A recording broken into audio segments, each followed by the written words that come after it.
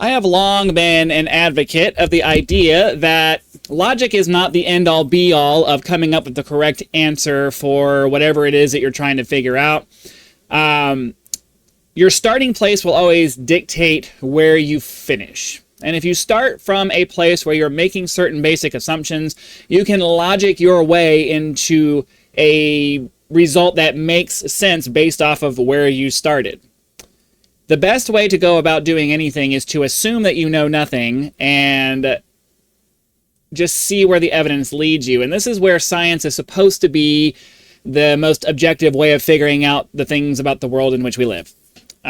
If you approach an experiment saying, I want to know how this actually works, I don't want to put any of my biases into it, I don't want to put any of my thoughts into it, I don't want to make any assumptions or anything, I just want to say, okay, I'm observing this thing, this is an experiment I think might give me more information about it, so let's try to do this and just see what happens. The problem is that for most things that we do, we don't approach it that way. We start with basic assumptions that come from the way that we were raised, from the culture in which we live, from any number, from the education that we've received, from any number of different sources. We create biases in our own minds that dictate to us how we assume that things are going to be. Now, this podcast that I watched was between a podcaster and this gentleman where they're showing the Adam Becker's, he wrote a book on all the futuristic things that are supposed to be coming up and why he thinks that they're unrealistic. I think that their conversation regarding billionaires and their attitudes towards the technologies that they're discussing are absolutely correct. I think that there is a sense of them wanting to pull the ladder up behind them. They're trying to grab as much as they can, screw everybody else. We're going to make as much money as we can and all of that. I think that that portion of their conversation is correct. I think that that is the attitude of these super rich people who are so focused on just doing these cool things that they want to do and they don't care whether anybody else comes along for the ride. However, I think that some of the arguments that were made during this podcast are disingenuous, or at least, I don't want to say ill-informed, but just it makes assumptions about the future that we can't really make yet. So, for example, one of the big things that they were talking about during all of this was the idea that artificial general intelligence is just, or the singularity that we keep talking about, is just not something that is feasible or could happen in any kind of near future because of the concept of diminishing returns on science and investigations and experimentation and all of these things, computing power, the fact that it just takes more and more and more computing power to get less and less of an increase on the things that we're doing. And, you know, if you assume that that's going to be the state of things forever, then yeah, we'll never get to artificial intelligence. But that assumes that we're not going to make some kind of breakthrough discovery that completely tips the scales, changes the equation. And this kind of seems to be the theme of the entire podcast here, and the theme of what this writer on the right is kind of promoting, and what the podcaster on the left seems to be agreeing with. They also talked about life extension and why we're not going to live forever. And while they do seem to make some concessions to the idea that obviously at some point the universe itself is going to end, there seems to be, and it seems to be unreasonable to expect that we'll get the kind of life extension that makes it so that my generation might never die, or at least never die of natural causes. We'll die because we get murdered or have an accident or the universe ends. There's been a lot of talk recently that we may be on the cusp of natural death, of old age not being a thing anymore. Now, you know, that seems like an outrageous claim, but if you are assuming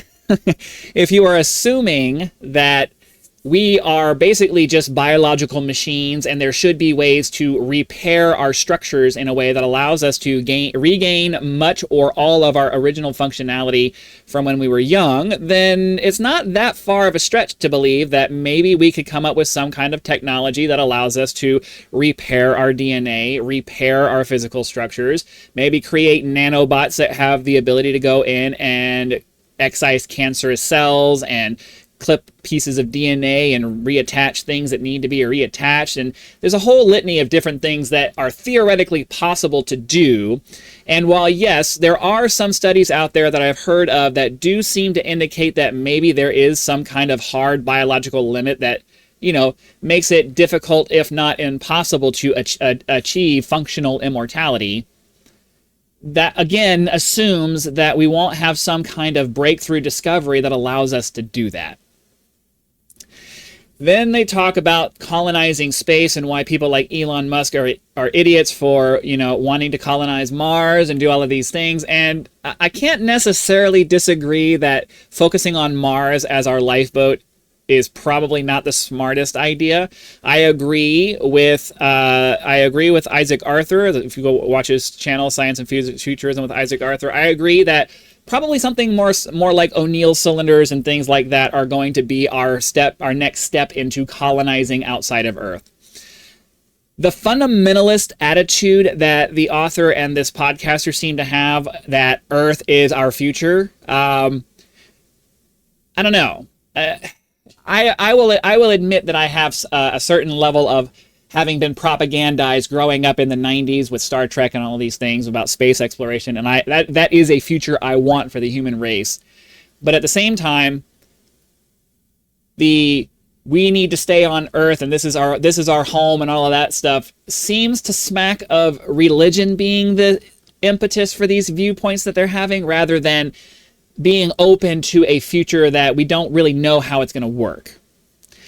The overall sense I get from this particular podcast seems to be that they have strong religious convictions, Christian or whatever they might be, and that is their determined starting point, and then they're applying logic to go from that starting point to the natural ending point that those assumptions will naturally lead you to. If you are starting from a futurism and tech thing, you're gonna run forward with blinders, assuming that we're gonna have this amazing, crazy future where AI does everything for us and we're colonizing the galaxy in 100 years. And, you know, again, you start with assumptions that you use, and then you take that assumption using logic to move that assumption forward, and you arrive at a logically arrived conclusion, but it's tainted because you started with an assumption. I think that when you are approaching ideas of the future, you should be open to things that could be, and then follow the evidence wherever it happens to lead you. But even when that evidence seems to be saying no, always be ready for the possibility that we learn something new that turns that no into a yes. We might learn something about our biology that unlocks some kind of crazy approach we had never even thought of before that allows us to have functional immortality, and I feasibly may never die. That's a possibility for the future. We are just biological machines that could be fixed in a way to allow us to continue functioning indefinitely. It's not too much of a stretch to think that that's possible. Can we do it now? No, but that doesn't mean we won't figure out something in the future. It is absolutely possible that we're going to figure out space travel, that we're going to move out into the stars. Why? Because we want to. Because there is a significant portion of the population who wants to go out there and explore and see what's under the next rock. And there are technologies out there that will allow us to do that. There are adventurous people out there who are willing to do some of the more extreme things that might be necessary. You know, let's say we come up with generation ships, or we come up with cryogenics that allow us to freeze people until they get where they're going, or any number of different things that we could do with the technology we have today, plus a couple of things we don't have yet, but could be done feasibly, right? AI could, even with the technology we have now, we're on the cusp of being able to make automated humanoid robots that could go out and do most of the things that we need to get done. The reason we don't have it yet is because there hasn't been enough research put into finalizing and polishing those systems, and we're kind of waiting on energy storage for those robots, because unless we're going to have them walking around with tethers connected to ropes overhead, we don't have the kind of energy storage technology needed to allow a robot to walk around all day and be able to do that. But we have functioning robots that are able to walk around and navigate their environments, and, you know, have a certain amount of human interaction and perform near human tasks. We're getting there. It's moving in that direction. I think that, yes, look at the billionaires and assume that they don't have your best interests at heart. They're doing these things for their own reasons, and we need to be keeping an eye on that. But the assumption that some of these things will never happen, I honestly think that starts from a place of you're starting with an assumption before you start your logical process, and that's how you're arriving at this mental, this idea that seems to make obvious sense to you because you started from a very specific bias. And that's why most of these things don't work. They may be right. I'm not saying that, we definitely will have biological immortality or some kind of singularity in artificial intelligence, or even that we'll ever leave Earth. I think we'll probably leave Earth at some point, but there's no guarantee of any of that. They might be right. My point is that when you speak authoritatively on things like this and you say things like, we will never do this or we will never do that, you're making assumptions about the future for which you have no data to support it, because you can't know until something comes along to disprove it. So for now, if nothing ever changes, sure, we may never fully leave Earth. We may never have full AGI. We may never have biological immortality. But that assumes that we don't discover anything new that changes the paradigm. And you cannot operate that way and still move forward as a society, move forward in technology, move forward in any of these things. There has to be a little bit of openness that says, well, this is certainly a possibility. Let's not stifle creativity. Let's watch the people who are trying to manipulate. Absolutely. But the technology should still be pushed forward because, I don't have any arrogance or anything like that, but I would like to see the next 1,000 years of what humanity becomes and see how it progresses. I mean, that's not the arrogance of wanting to live forever. That's the curiosity of wanting to see, hey, what is humanity going to look like in a million years? Are we still even going to be here? Like, I would be interested in continuing this journey to see where it goes. I'd like to see that happen. So all I wanted to say is, be careful when you listen to people who seem to have credentials, who are putting out things that seem like they make logical sense when they say it.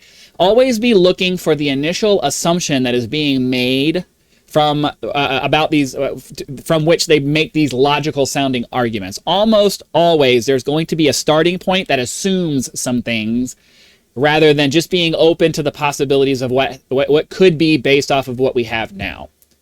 It's hard to do that, but you kind of have to if you want to see the motivations behind why people say what they say. So that's all I wanted to say. Thank you very much for watching. Hit the like button, subscribe to help us reach our first 1,000 subscribers, and I'll see you for the next one.